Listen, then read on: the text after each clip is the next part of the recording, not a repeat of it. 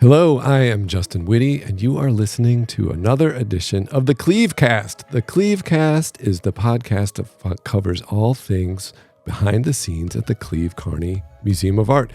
And since we are still in the middle of the Hokusai and Ukiyo-e exhibition at the museum, we are covering all things related to that amazing exhibit. And today is a very special treat because we will be speaking with the director and curator of the Chiossone Museum of Oriental Art in Genoa, Italy, Aurora Canepari. Hi, Aurora. Thank you for joining us today. How are you doing? Hi, Justin. I'm very happy to see you again. I'm very happy to virtually be there with you. And I'm good. I'm fine. It's very hot in Italy, and we try to keep up.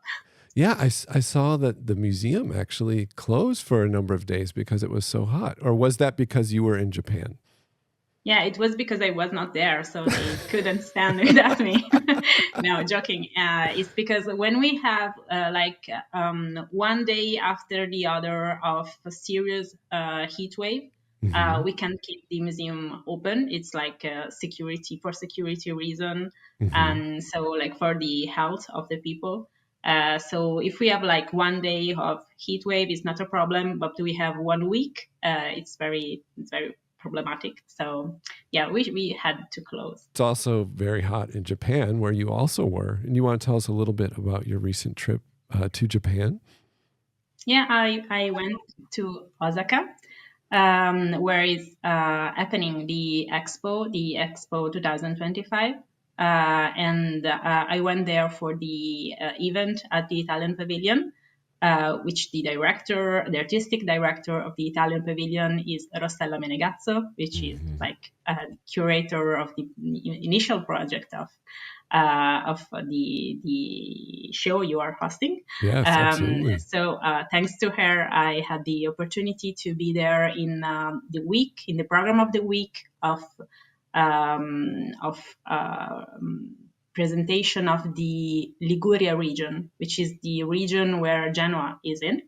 And so Rossella said, we couldn't do it without talking about Chiossone, so everybody must know that the first thing you have to say about Regione Liguria, about Liguria region, is that in there is the Chiossone Museum, and we have to speak about the history of Chiossone and how important it was for Japan and how the collection is important now in Italy. And we also talked about the new technology of digitization of the collection, which is a state program we have joined in. And so we also had to give a little the best of ourselves, the best of the museum. And so it was a very good occasion also to present ourselves to the Japanese audience. Oh, that's amazing. So they're learning about the Chiossone Museum just as our audience is as well. It's fantastic. And for those of you who are unaware, Rossella is the curator of this exhibition that's traveled to the Carney Museum of Art. So she's the one who organized these pieces from the Chiossone Museum. And she was unable to visit yet because she's been so busy with Expo in Japan. It's been such a big job, but we hope to have her come still this summer and definitely at least interview her here so she can give us some insight on that exhibition. And she's just such a wealth of knowledge. It would be such a gift for us to speak with her. But speaking of sharing the best of the Chiossone, there are a few pieces, Aurora, that I wanted to talk about today, or a couple pieces actually. And specifically, 2 of the scrolls in the exhibition by Hokusai, because obviously everyone knows the Great Wave, they know all the wonderful woodblock prints, but what's really special in your collection that we're highlighting is that we have 2 hand-painted scrolls by Hokusai. And can you explain why that is such a big deal versus showing some of his woodblock prints? Yeah, mainly is because the woodblock prints were meant to be printed in many sheets, many copies. So we have different in the world, we have a lot of some print. We have a lot of them. So they are all original pieces because they Right. were meant to be like one and one sold like the original, but we have different originals. For the kakemono or kakejiku, I mean, which is like this kind of Hmm. painting, we have only one because they were meant to be like very the only work of the artist, and it was like commissioned, so it was asked by someone that wanted to buy it. So, or maybe it was like the idea of the artist. So, if we have for like the print of Hokusai, we have some pieces with the same design, with the same characters. For the paintings, we have only one, which is they are really rare. There could be like similar paintings, but they are not like copies because they are not made with the process of the printing. They are made by hand from the artist. Yeah, so they're one of a kind paintings, right? And I think for some of our audience, maybe they're not used to seeing paintings on scrolls and thinking of them it's the same way they view like a stretched canvas or linen, but it's it's the same thing. It is this individual piece created by hand, touched by the artist, that is irreplaceable, right? It is kind Yeah, of, it not only does it have the mark of this very famous artist, but it was not yeah, could not be exactly yeah. recreated.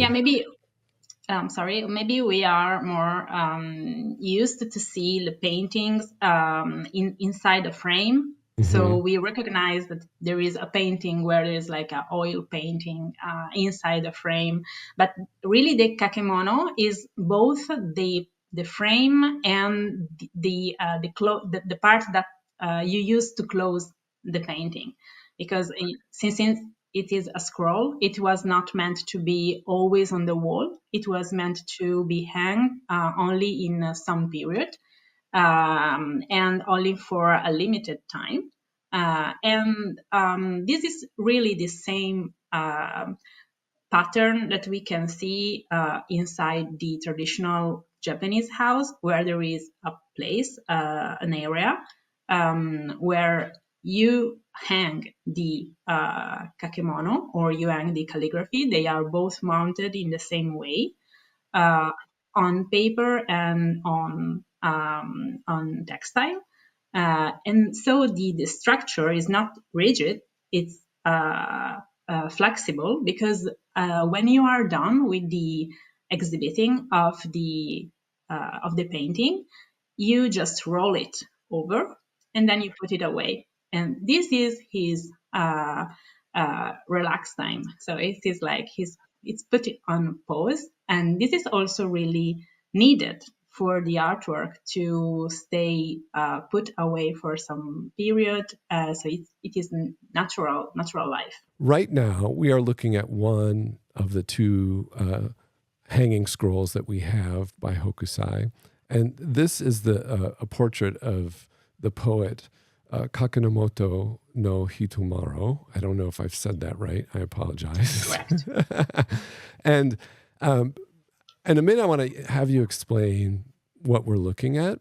But before we start, a lot of our audience are very curious in kind of the structure of hanging scrolls, because I know it has numerous different elements, some of which have been misidentified by me in the past as well.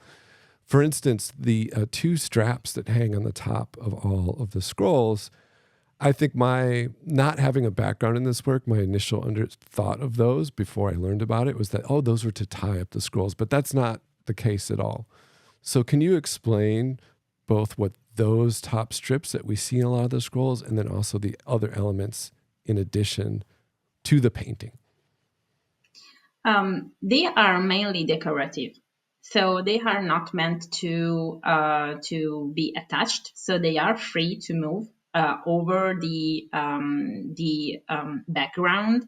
You see, we have, it is not always like this, but in this time, the upper and bottom part of the kakemono, which is not the part of the painting, it is a very neutral background. So it stands out a part which is decorative. So these two strips, they are free. They are only attached from the upper part, and when you close the emakimono, you just um, um, move one over the other. You overlap them, and then you put them away, like separated, like they are not like rolled. They are just moved, and the textile is different and it's more decorated. It stands out, and it's the same textile that you use to have the small portion upper and the small portion on the bottom of the real framing of the painting. So it draws the attention, and it frame the real picture. So it creates a form that gives you the impression that this textile really gets through the mounting and goes straight to the painting, to the portrait. They are the textile, the kind of decoration. It is the most precious we have in all the mounting, because this is the one that really touches the painting. So and the two strips above talk with them. So it's always the case that those strips are the same fabric, same material that you see on the strip at the very top and bottom of the actual painting. That's always the case? Usually is like this. What we can have is also that we don't have them. We can also not have them. So it's like a different mounting, especially for, it could happen for the, how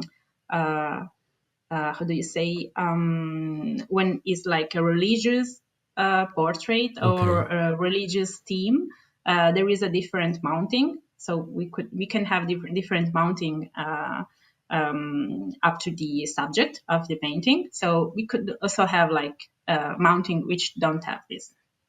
And the materials that the painting is mounted on, are they always the same as well? Or what are the materials usually that we see? Is it silks or other fabrics, or what are we looking at? We have, for very important paintings, we have high amount of silk. Silk and woven silk with gold, and we call it kindran, which is like a textile which is woven with, I don't know if I'm using the correct word in English, but we have like silk and paper with a thread made with paper and gold. So it's very luxurious. We have mainly this kind of mounting of important painting like this.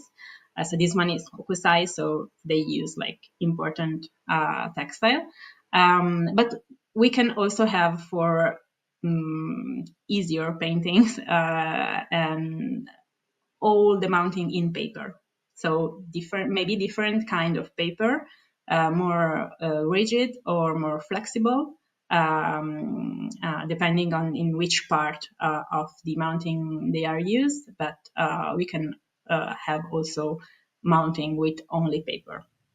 So it's similar to if you went to a museum showing Western work and there was a big ornate gold frame. Usually that's going to be around a more important or valued piece. So the quality of the materials that it's mounted on reflects the value that was put into the artwork or the artist in that piece as well. And then lesser known or maybe less expensive would have just a paper mounting. But this obviously has a very fine mounting because of the artist.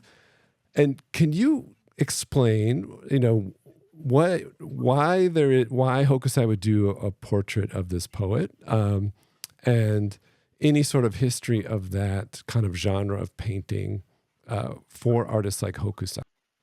Yeah. This is very rare for the subject because Hokusai is very well known for the ukiyo-e atmosphere. So the subjects are mostly like they were very common. The portrait of a beautiful girl, so Bijinga, so the portrait of beautiful girl, or we have landscapes. So this is very rare because it is a portrait of a poet, which is not the normal request for a painting in the Edo period. And but probably the reason why Hokusai painted him is because we have during the Edo period a very high level of alphabetization of the population of Edo, of the capital. And a lot of people were able to read, and not only read, but also like read literature and poetry. And the same reason why the ukiyo-e print industry was so well um, working. It was a very well working printing of books activities. And so the poet of the past will become very much read in the Edo period. And Kakinomoto no Hitomaro is one of the three best national poets, so it has been said. And also in Edo period was very, very much loved. So the people of the Edo period really knew about his poetry and maybe commonly read them. And also, in Japan there was the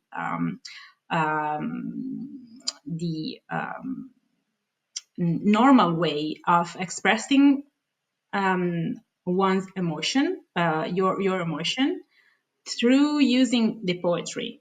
So you can send a message to someone and maybe write a poetry which reminds of Kakinomoto no Hitomaro poetry.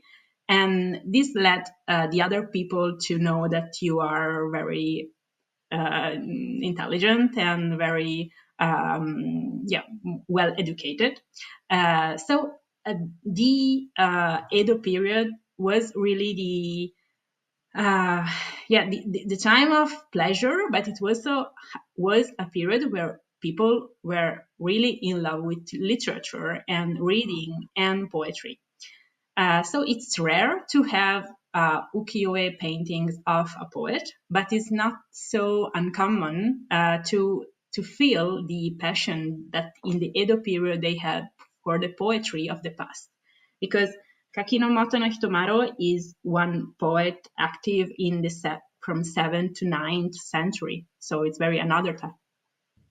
I think that that's a really interesting aspect because so much of our presentation of kind of the Edo period and especially the popularity of ukiyo-e works was around, the floating world, the pleasure districts, kind of that expression of stability and wealth that was growing in Japan at the time. But it's nice to know that it also fed the education and kind of intellectual curiosity of the people of Japan as well. And I think that this is a great representation then in the exhibition, how that was manifesting through literature and poetry. So is that then a poem that we're looking at that's actually painted on the painting as well? Yeah, Hokusai is making something very unusual because the standard way of portraying the poet, the most important poet of the Japanese literature, is to have them portrayed on a very neutral background. So even with having nothing, like in the blank. But Hokusai choose to portray him in the place of which he speaks about in his most famous poem, which is the Akashi Bei, Akashi no Ura. So Hokusai, imagine Kakinomoto no Hitomaro laying on the sand, on the beach of this bay, in the moment of his inspiration. So he doesn't portray himself like everybody was always portraying him, but he chose like a very like intimate moment. So the moment of the inspiration of the poet.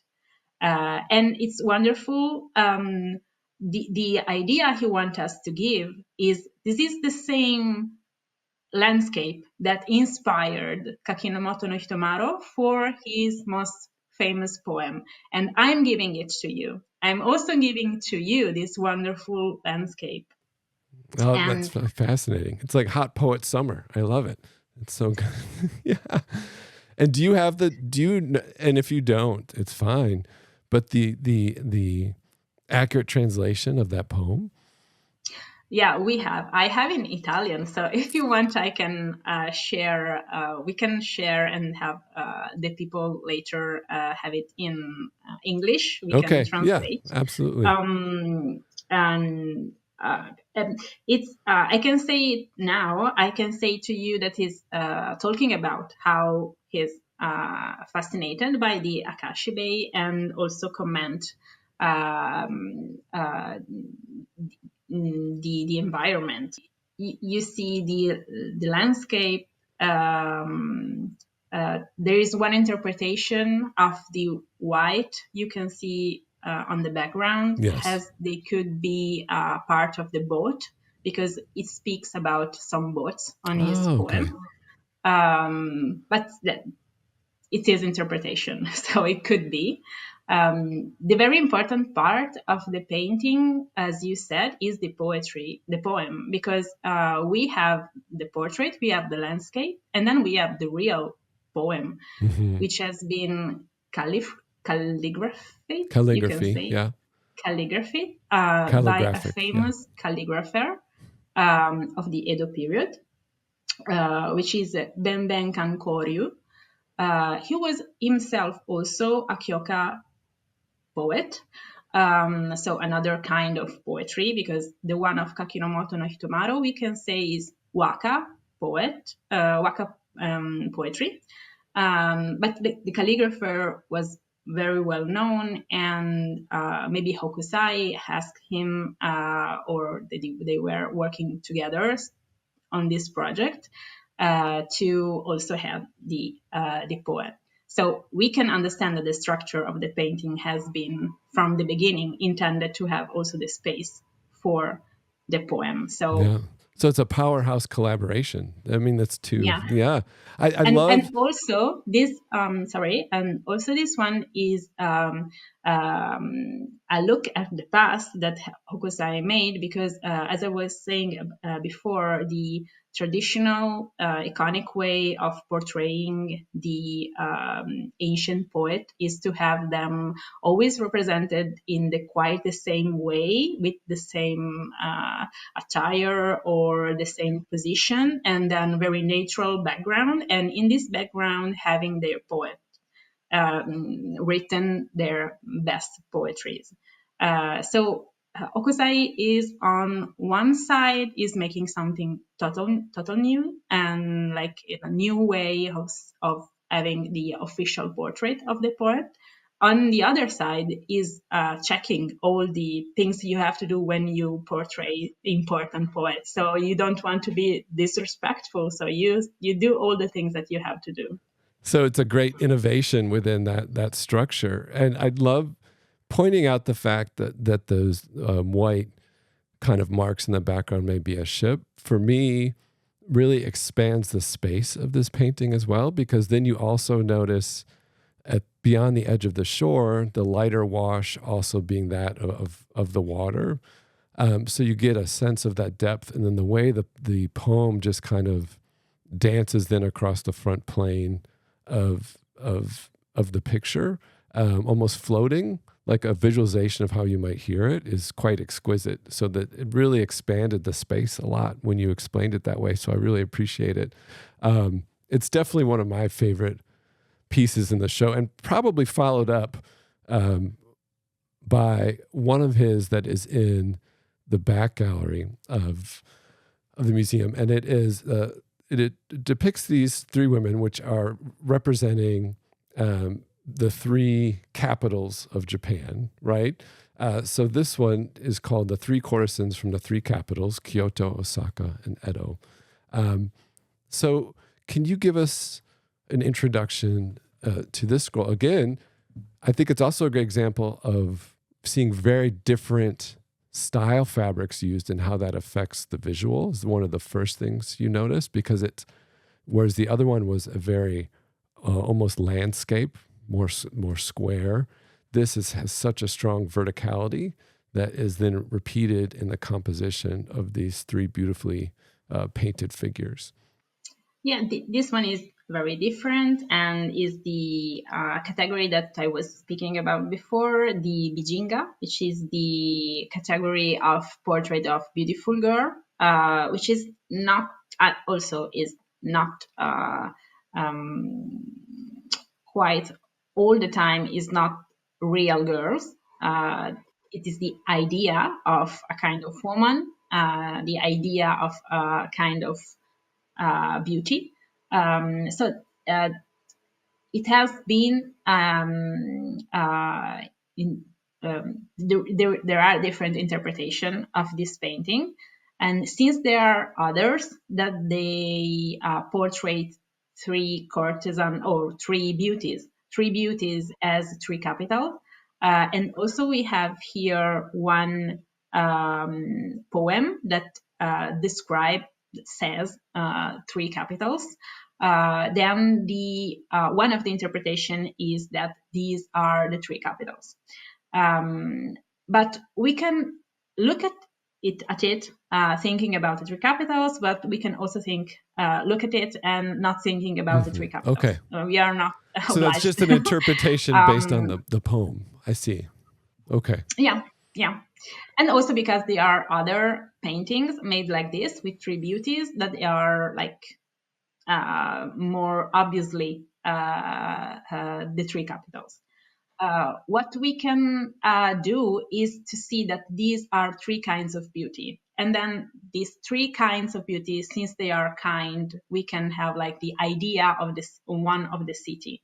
But it's not easy for me to decide which interpretation we should use. The interpretation I want to use is like these are three kinds of beauty that you could see in the Edo period, and also gives you maybe some deeper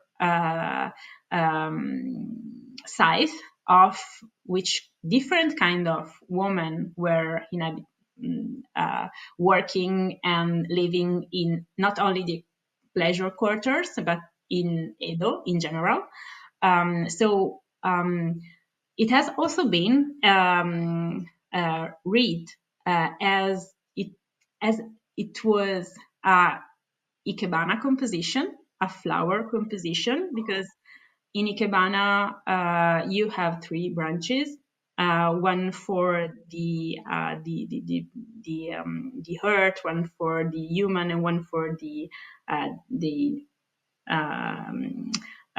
sky and the celestial being. So it has a lot of interpretation, but what we can see is like we have like the most relaxed girl, the most relaxed woman is the courtesan at the bottom, where she lays, she's seated, but she's really relaxed, and she has some of her garments open, and so we can see through all her layer of garments, which are the most important aspect of the courtesan.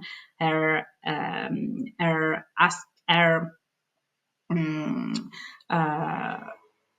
very untouchable, unreachable is way is also foretell by how luxurious and very expensive their hair garments are. And so she is really acting like she's relaxed, but also she really don't care about the people that are looking at her, because she knows she is the most powerful woman in the pleasure quarter, and she's very, very independent and not caring. I mean, Right. and the sorry to other interrupt. woman we Sorry to have. interrupt about the figure on the bottom. What is the significance of the dragon on her garments? Because that's a fascinating detail. Is there a significance, or what might it be? There are some decoration that were not meant to be on woman attire, on woman garment. And dragon is not like something you can find easily on woman kimonos. In this case, especially, it's on the obi. The obi is the belt that close the garments, close the kimono. And only for the courtesan, which we can say in Japanese tayu, which is the real name of courtesan. Courtesan is our word, but in Japanese is tayu. The only for the tayu, the obi is closed on the front. So the ribbon you should have on the back, you have on the front. So you can see very well the decoration on the obi of the tayu. And so in this place, you can choose to use a very big decoration, big and sometimes extravagant. So we have only for the obi and the uchikake, which is like something you put over the kimono, which is the black part here.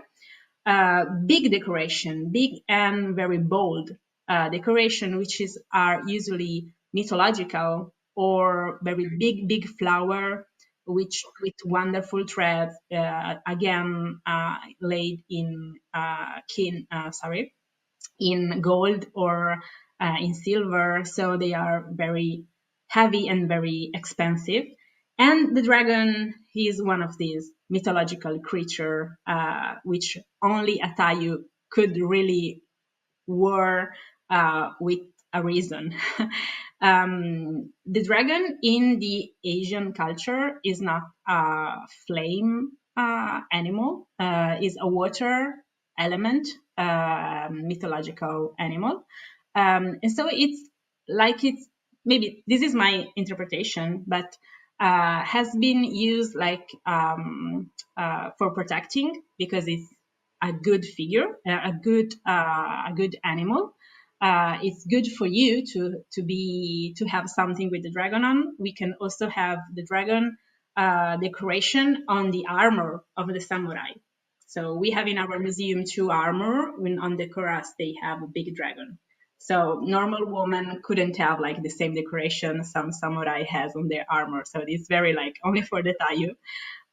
But also, since it's water element, and water is connected to fertility, and fertility with maybe the act of which dealt with the fertility, maybe also the dragon leads to what normally the courtesan, the tayu do has work. Right. So it's something. So it's a suggestion of talking about it, of the work that they do, as you put so politely, but also it's reinforcing that figure in the foreground's importance and kind of status and powerful in a way, right? So yeah, okay. Sorry to interrupt. You can move on to the other figures now.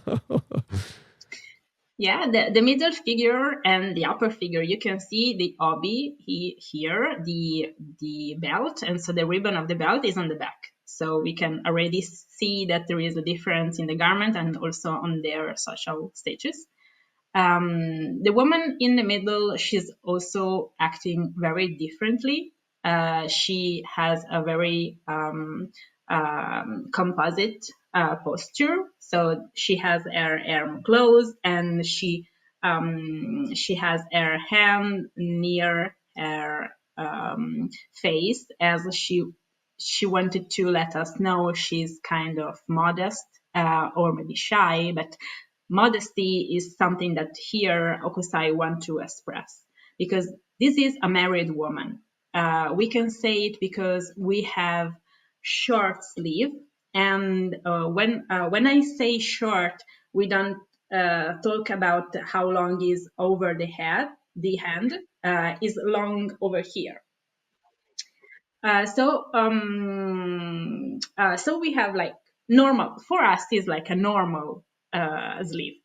Okay, so we have like short normal sleeve for married women, and also the color are very neutral, and we don't have bold decoration, so it suits to a married woman. On the other side, we can see on the standing girl, and I say it's not a woman, she's a girl. She's she's the youngest of the group, and uh, uh, you can see here the sleeves are very long, so we can see this part of the sleeve goes on, and it goes also on the back of the head of the courtesan. And all this textile that is it's not really useful. It's like another piece of the clothing where you can show the decoration. And the decoration is on the kimono in the same place, so in the bottom part of the sleeve and the bottom part of the kimono. So it gives you the impression that you have like the same decoration in three parts. So it's central and the two arms.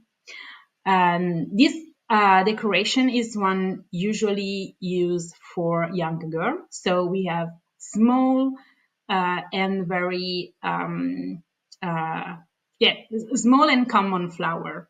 So you use for courtesan, you use like very big flower, big and which a lot of color flower. But for the young girl, you use a small flower and you use a small decoration, small pattern.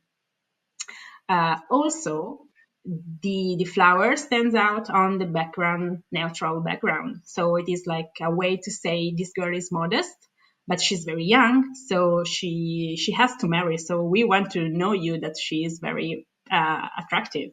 So you have to say two message. She's modest. She's a good girl. So she's not a courtesan. She doesn't have like strange idea, but she's very cute, and the cuteness is expressed with commonly with the flowers in Japan. She's has been interpreted as a young girl of the city. So maybe she is the daughter of a rich merchant, which in the Edo period were the most important part of the city, because they were really having the money of the city. So very desirable girl, not only because she's attractive and she's young, but also because she came from She's a rich wealthy. family. Yeah. Yeah. If we assume that this is indeed a portrait of the three cities, is there then an idea of which figure represented each city? I think maybe we can say the courtesan is Edo. Okay. And the married woman could be Kyoto, the old capital, Okay. because she's the old capital. She's like a married woman. Yeah. And maybe the young girl could be Osaka. Okay. So we don't know for sure, but if that would be your interpretation of it. Yeah, that would be like, I think in my idea, the most safe interpretation. Now, a question about both of these scrolls, and that our visitors have, because they know that later in life, Hokusai had a famous studio fire where a lot of his work was destroyed. And they asked then does that mean a lot of his paintings were destroyed? And does that add to how rare they are? And I'm not sure, because I would imagine a lot of his paintings were commissioned. So once they were completed, they would go to the person who paid for them. But did that, in fact, play any role in how rare they are? Or is that just kind of a myth? No, we can have also this interpretation of the rarity of the paintings. It's not like the fire will happen only in Hokusai house. Fire were very, very common in Edo. And so even in the house of the people who commissioned the artworks could have been a big fire. It was really one social disaster of the Edo period. And yeah, it was really, really common. So we can think that a lot of paintings could have been destroyed also if they were not like all together in the artist studio, but they were in the houses of the people who commissioned them. When one fire began, it takes over the whole city because it was all wood and straw pavement. So it was very fast moving. So this is one idea of the reason why the paintings could be much rarer. It's a great way to think of it, that the fire that he had in his studio is just emblematic of a common issue they had at that time. So there were inevitably a lot of artworks by a lot of artists destroyed through these fires, so that anything that has survived this long is to be really appreciated. Just like any podcast that has survived this long, I've kept you here so long, should be appreciated. But Aurora will be joining us again later this summer. So if you have any specific questions you want to ask her, because she runs the whole Chiossone Museum, she has a wealth of knowledge, and she's very generous and kind with her time, that share them with us, and we'll make sure that we address those the next time we speak. But until then, Aurora, thank you so much for coming on the podcast, and it's been just such a joy to see you again. Thank you, Justin. It's been really a pleasure, and I'm always happy to speak about the Chiossone collection. All right, if you want to learn more about this exhibition, you can, of course, visit the website, hokusai2025.org, or the CCMA.org. The exhibition is up until September 21st, so you do not want to miss this opportunity to not only see these two amazing scrolls we talked about today, but the entire collection that we have from the Chiossone Museum. And you'll get a chance to see a lot of the ancillary exhibits that were created as well. So until next week, thank you so much for listening to the CleveCast. Make sure that you follow, like, and subscribe so you can catch all things going on at the Cleve Museum of Art.